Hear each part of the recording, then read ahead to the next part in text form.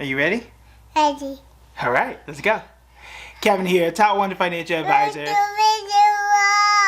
and best-selling author. We are here to talk about the stock market. Is the U.S. going bankrupt? Well, if we don't have a solution to this in the next 10 days or so, yeah, we will be. So in this video, we need to describe what are solutions to this debt ceiling crisis, what is the debt ceiling, and what in the world is going on, and what do we do next? All right, so let's go ahead and break it down. Now, I've already done a longer video on what the debt ceiling is. The easiest answer is it is a law that was passed that tells us how much we can borrow, and that's it. Now, when you think about that in and of itself, that sounds like a credit card limit, which is fine and which is not controversial. The issue is this: there are 3 laws that are being passed and used at the exact same time, and they cannot be done at the same time. They contradict each other, and that is one of the reasons why the debt ceiling is an issue. Here is why. Congress passes 3 laws. That is the law that tells us how much you have to spend. In this example, let's just say Congress says you have to spend $10. Infrastructure, Social Security, defense, all that stuff. Congress passes that law. They say you must spend $10.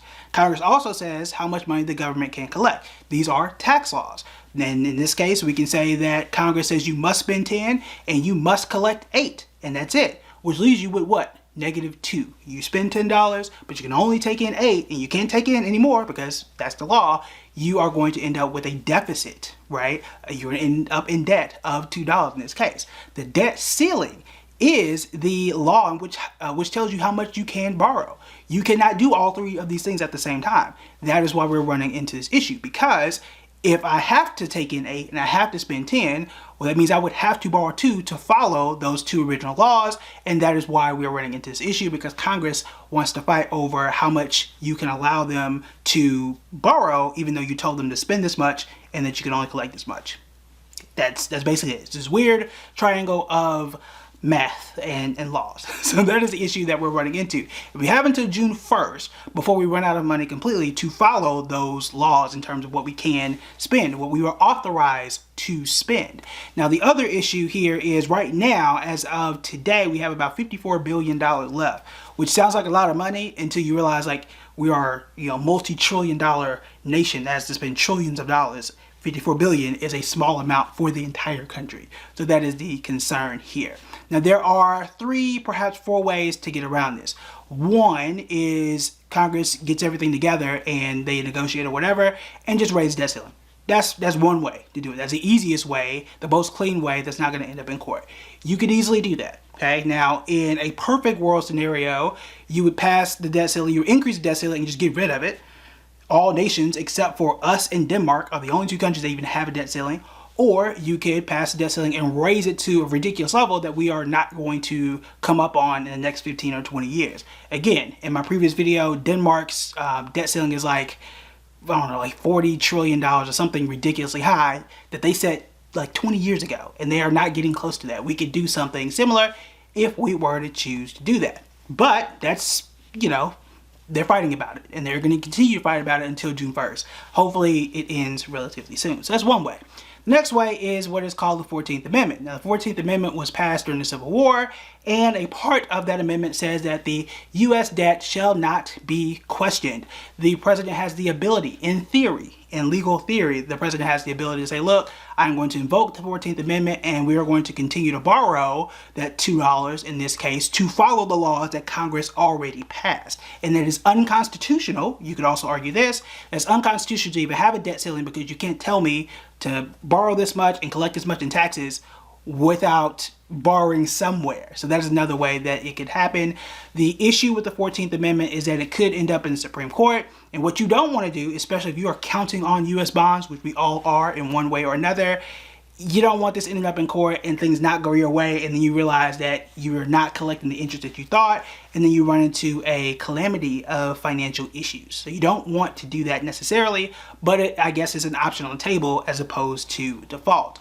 The next way that you could get around this is, it's a weird way, okay, but it's called minting a $1 trillion coin. It is under the authority of the Treasury that you can create and basically print money. Now, the difference here between just printing money and making all US dollars irrelevant and worthless is by minting it, putting it basically in a vault and not spending it, and now creating bonds and loans based on the money that is locked away. Now, it is a weird, very niche strategy that no serious economists really believe in. But it's out there, and it has been published, and there are people trying to do research and figure this out. Again, I think that's like the most far-fetched, craziest thing out there, but it is a way that would technically work in that you are loaning money, bonds, off of an actual asset that you now created. A way to make this a little more tangible, because I know it sounds weird, is if I built my own house and then took out a loan or a mortgage on that home, saying, look, I built this home myself, I think it's worth $1 million, and then I go and sell that house or get a loan based on the value of that home. That's kind of how it works. It's still weird, but if I built the house myself, I get to say how much it's worth, right? And the bank would have to agree with me, but if it's an actual asset that they can take if I don't pay that loan back, then it's an asset. So you kind of take it for what it is. Another way is creating your own business, and if that business starts to make money and it is worth something, you can perhaps take out a loan on that. Now, is it the wisest thing to do? Is it easy and possible? All that kind of stuff. Questions for a different day. But that is one of the strategies that is out there. So those are the ways you can get around it. 14th Amendment, minting a crazy coin, or just asking Congress to, figure it out and get something passed. Those are the three main ways that you can kind of get this whole thing done. We'll see what they will do. We have until June 1st. We are down to like $54 billion as of today. Now, that sounds like a lot of money. That's more money than what Elon Musk paid for Tesla, paid for Twitter. But remember, we spend trillions of dollars a year on all the things that we have to have, defense, Medicare, Medicaid, all that kind of stuff. So it really ain't that much money. And again, 10 days or so, that money is going to run out. So we'll see what they do. The other way, and I guess this can fall under number 4, is that they get passed, and this happened in the past, that you could pass a short-term debt increase and say, look, we can increase it X amount for the next 2 or 3 months, and then we'll figure out what we need to figure out to pass a longer term deal. That's another way that you can do it. My way, if you were to ask me, I would prefer them to either increase it and get rid of the debt limit, because again, those 3 laws are still contradictory and it really doesn't make sense. And also, nobody else has a debt ceiling except for us in Denmark. Why not just get rid of it? Because every other country pretty much works without the one. So it makes sense to do that, but hey, it just makes too much sense for, common sense people to do it. So we'll see where that goes. But in either case, these are the 3 things that 3 or 4 things that we are looking at and trying to get resolved relatively quickly. As an investor, I would not be overly concerned. Like, yes, I know it is anxiety inducing. You see it everywhere. Everybody's talking about it. The market is looking at this, but our allies, or even you can just say the international community, believes that this is going to be passed. Most investment analysts also think this is going to be passed, and it has never not been passed. Every year since like 1913 or so, we've passed it unilaterally. So it is likely to happen. When I talk about the international community, the reason why I say that is because we do have other countries that invest pretty heavily in US bonds for reasons that we've talked about before: stability, reliability, and we have never missed on our bills.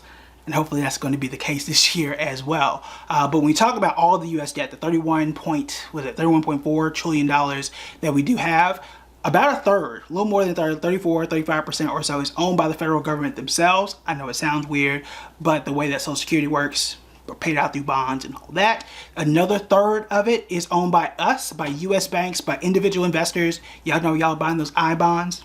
Yeah, that goes into this number as well. And then the other third is by a bunch of different countries, with Japan owning the most at about 4%, with China coming in at number 2. So it's not as weird and as huge as many people think. Only 4% belongs to Japan. Only about 3.5%, maybe 3.4% is owned to China, but the majority of it is me and you, and the federal government owns the vast majority of US debt as of today. All right, so there's the breakdown. They got 4 options. Hopefully they're watching this video, because I just laid it out. Okay, and I gave you 4 options of what to do, and hopefully they do this much sooner than later. All right, that is it for me. I will talk to y'all tomorrow.